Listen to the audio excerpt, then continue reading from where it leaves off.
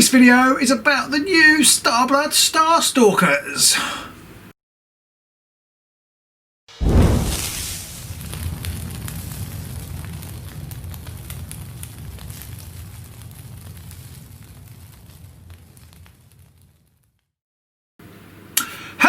AOS fans, Robin here. Yes, the Starblood Stalkers have been teased. I think it very much sounds like a new Blood Bowl team, but no, in fact it is a new Warhammer Underworlds warband, and we've all been looking forward to it, and it's all very exciting.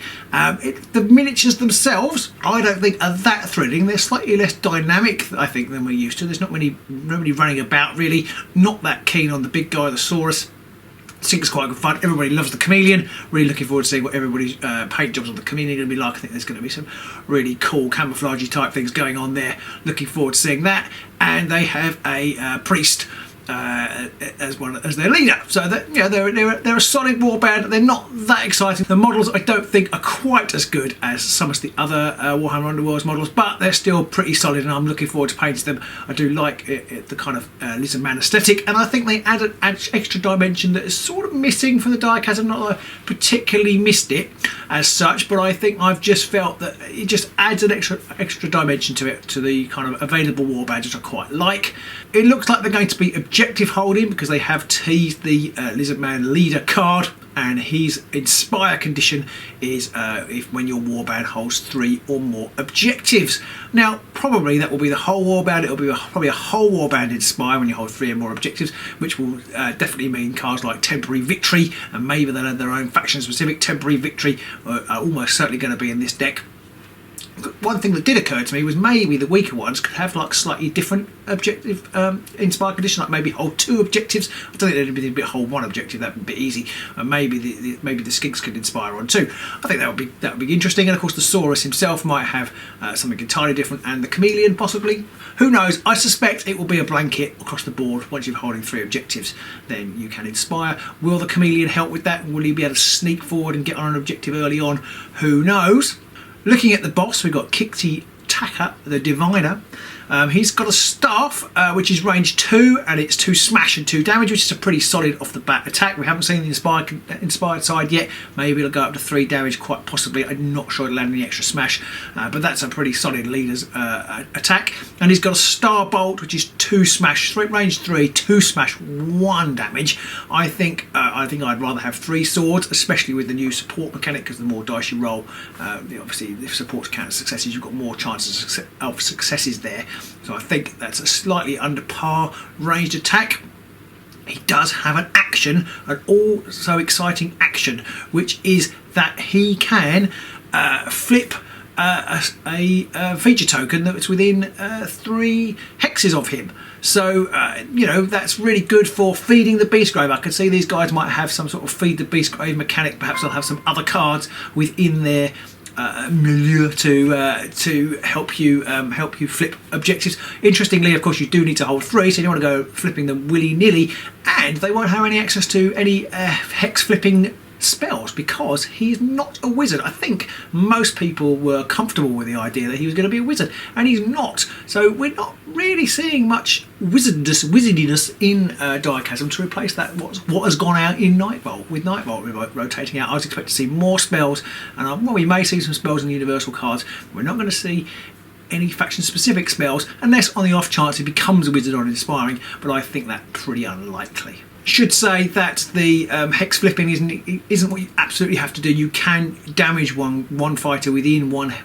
hex of a feature token, so that's interesting. You kind of increasing the range of the lethality of any flipped tokens or non-flipped tokens, which is interesting. I said within 1 hex, so presumably if they're standing on it, you can damage somebody with 1 hex, 1 damage. So you've got potential there. You put your objective tokens next to some lethal hexes, then you could damage somebody and then push them into it, and then potentially damage them again. I mean, they're probably not going to be standing there by the end of it, but you know, that is the potential. Is an action, so it can only be done sort of on your turn once, and obviously you're going to miss out on some other opportunities to do things. I'm not sure how good an action it is, but it's there for you. It's going to be a good action for you if you're playing Feed the Beastgrave. I'm not sure how many people use it for damage, but you know, it could come in useful. It could be the difference between, you know, killing killing somebody like Slate Slash, who's whittled down his damage because that's the way that Slanish go, and then you might suddenly kill him. So it's there as a possibility.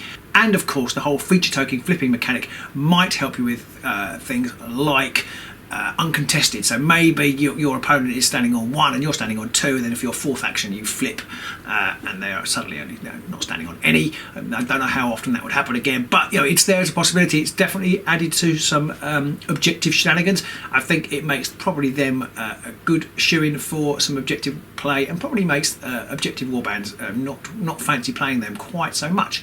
They've got 6 fighters, so they've got the leader, and they've got the Saurus and the Chameleon, and the 3 skinks. I'm guessing they're going to be fairly weak. Maybe they're going to look a little bit like the Despoilers when they're on the table, but with some sort of extra objective holding shenanigans. Not that the Despoilers are without them themselves, but I don't think people tend to play them.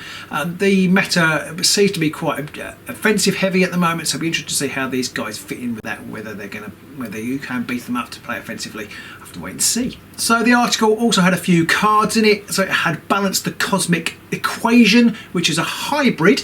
Score this in end phase if there are 2 or more enemy fighters out of action, or your warband holds more objectives than any other warband. Well, if you're running uncontested, you're almost certainly going to run this. I think it's a very, very scoreable card. I mean, by the end of the game, you almost certainly always kill 2 people, even whether you're objective holding or not. And I think, against Gits or even the new Dread Pageant Warband, you're likely to have killed 2, so that's very scoreable. And or you're also likely, if you're going for these 3 objectives and you've got flipping technology, you're very likely to be holding more objectives than your opponent. Maybe if you are going for Feed the Beastgrave, that's going to start to get tricky as the game goes on.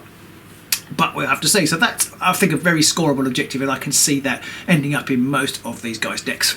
We also have the introduction of the new Asterism cards, which are a bit like the old Cycle Ploys from Nurgle, and everybody kind of Cycle Ploys. Nobody really plays Cycle Ploys, but these are cards, and these Asterism cards are cards that when you play them, their effects persist, and the effects persist until you've played another Asterism card or the end of the round. So, I mean, the one that's given is called the Hunter's Steed, and it gives +1 movement. We've only seen one card so far, it's a movement of 4, which is pretty solid, but not exceptional. I think if you had some movement 5 fighters, this would definitely perhaps have worth having in there, because then it gives you some good options for cover ground.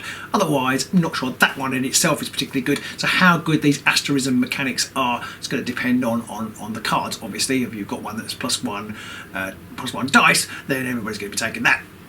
But we'll have to see, and then they do obviously cancel each other out if you play other Asterism cards. The Cycle Ploys didn't really catch on for Nurgle. It's going to depend on the cards for these, whether they catch on also. Then they have teased one universal upgrade, which is the Void Sphere.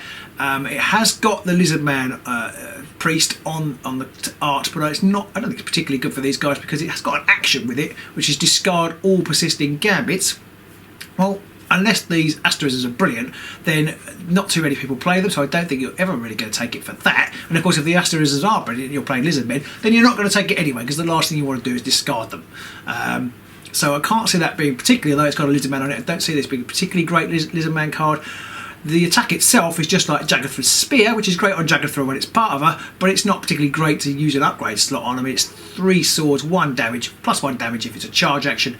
Sorry, not a charge action, +1 damage if it's a critical hit. But then you discard it. So you don't discard it if you use the action, I don't think, which seems to be some of the debate. The action can be used as many times as you like, but I can't see you using it very often. And then you've only got a one shot, one attack. A one shot throwing attack doesn't seem to be worth it. I think people will carry on. If they are playing those kind of things, they're going to carry on playing amber darts or whatever they were. I can't remember what they were. But those kind of range attacks, I can't see people picking up the Void Sphere. Perhaps I'm wrong. Do comment below if you think you could think of a really good use for the Void Sphere. But at the moment, especially as we don't know what any of the persisting ploys are going to be, or very few of them, I can't see this card getting any play whatsoever. Now, the Lizardmen are apparently here at the behest of some Slan type priest things who believe that the Beastgrave is going to go nuclear and kind of wreck Gur completely now, and they're trying to stop it. Now, that does raise some interesting questions about the lore and possibly the future of the game. Will the Lizardmen stop stop the Beastgrave? Will that put the whole end to the shenanigans, the Shadespire, the Nightbolt shenanigans? Will the Beastgrave be calmed down? Will Direchasm be the final season of Warhammer Underworlds? And of course we don't think that, and we sincerely hope it isn't. But I suppose it's there for them with COVID-19 and events not being, not really being possible. Perhaps they're thinking about pausing it. I don't think so. I think they must know from the very strong online presence of the game that they will. It's got many legs, and they keep developing it, and it's getting better and better. So I don't think that's going to happen. I think probably in the story the Lizardmen are going to fail, and the Beastgrave is going to burst, and Gur is going to be ripped open, and then somehow this kind of environment that we exist in is going to go into another realm in the mortal realms, and therefore we're all set up nicely for a new location and some new shenanigans for season 5. That's what I think is going to happen. Talking of new shenanigans, right at the bottom of the article there was a little silhouette tease of the next forthcoming warband, and people have already strongly suspect it's going to be the vampires, or even better than that, vampirates. And this silhouette would kind of seem to confirm that. It looks kind of got a Transylvanian kind of feel to it, and then also it ties up with a rumour engine picture that has been seen, and it kind of suggests, I mean, it's an outside chance of some sort of elfy thing, but I think vampirates are definitely on the way, or if not vampirates, at least vampires, which I believe, I'm not really up on the AOS now, I believe is like a whole new thing for the game. So maybe this is going to be the first entry of vampirates into the whole mortal realms of the AOS universe. So that was very exciting. I think most people are more excited about that than the Lizardmen, which is fairly typical of Games Workshop stuff. It's always, we're not really worried about what's here now, we want to know what's coming next, and then when we know that, we move on. So we were very excited about the Seraphon, and now we're very excited about the vampires. But I am excited about the Seraphon. Of the 3 warbands that are out for Direchasm, these are the ones that interest me the most. I like a bit of objective flex play, so I'm hoping we can play into that. I'm not so keen on the control flex style, which perhaps the Lumineth go into more. I'm not quite sure about the Dread President. They're just a bit mad, but I think I would lean in. Would probably lean into Lizardmen. I don't think Pete's that enamoured, so it's probably me who's going to end up playing them. And he wants the Chaos Guys, which is kind of fine with me. I'm too much of a goody to play the Chaos Guys.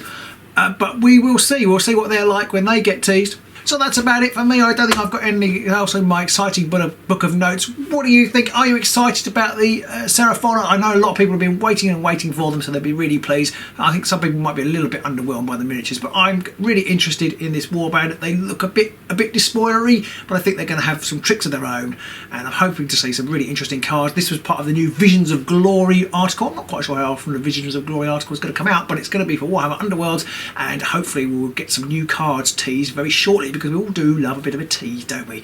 Okay then guys, I hope you're all well. Keep stay safe and keep watching Agents of Sigmar. Do like and subscribe and all that jazz, and we'll see you soon. Bye.